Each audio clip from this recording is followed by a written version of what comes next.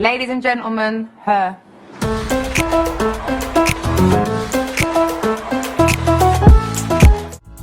Hey y'all, welcome to another episode of Enjoli's Erroneous Furniture Flipping Myths, debunking myths about what it takes to get started flipping furniture. So I got a good one for y'all today. Today's topic is tight places and small spaces, flipping furniture in little spots.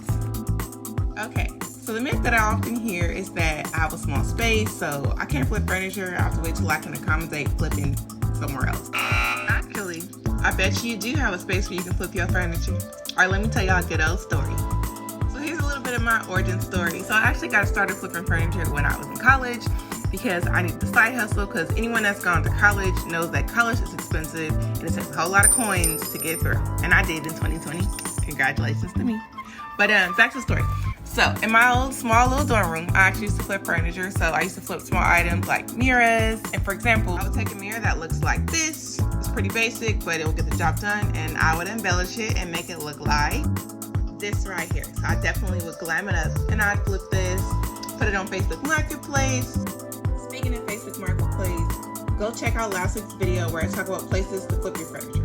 I would also flip other small home decor pieces like picture frames or things of that nature. Okay, so here's another mirror that I flipped. In this case, I painted it. So what I would do back when I was in my dorm is I'd throw a blanket on the floor, get my hot glue gun, and I'm adding rhinestones, or I'd glue flowers onto the mirror. I'd have my paint and paint it and then flip it.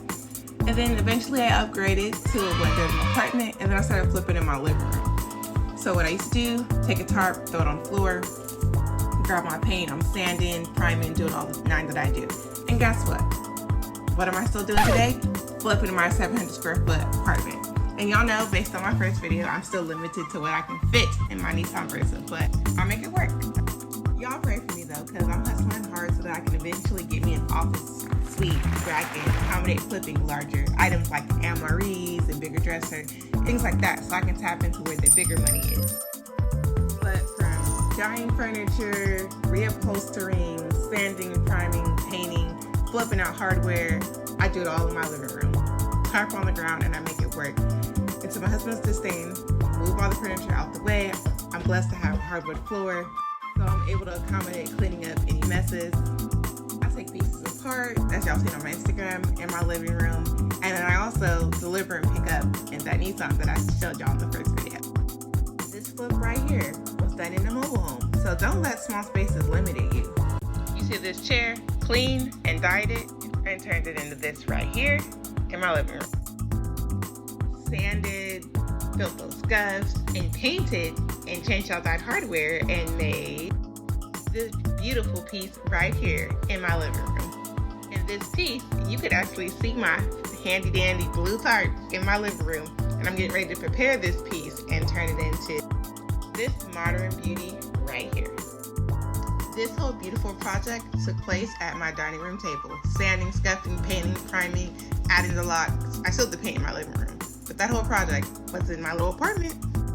Catch me painting right here in my living room. See, this time I have newspaper on the floor because this was a smaller piece. And I turned that beauty into this lovely ottoman right here. So the upholstery and the stenciling, all that in my living room. Here's a sneak peek into the current project that I'm working on. If y'all want to see the full reveal, check it out on Monday on my Instagram.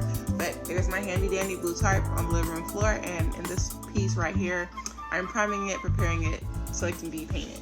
So if y'all haven't got the point by now, the point is work your space, work with what you got until you get something better. Because small beginnings are not to be despised. Thank y'all for tuning in to my video this week, and be sure to tune in next week for next week's video.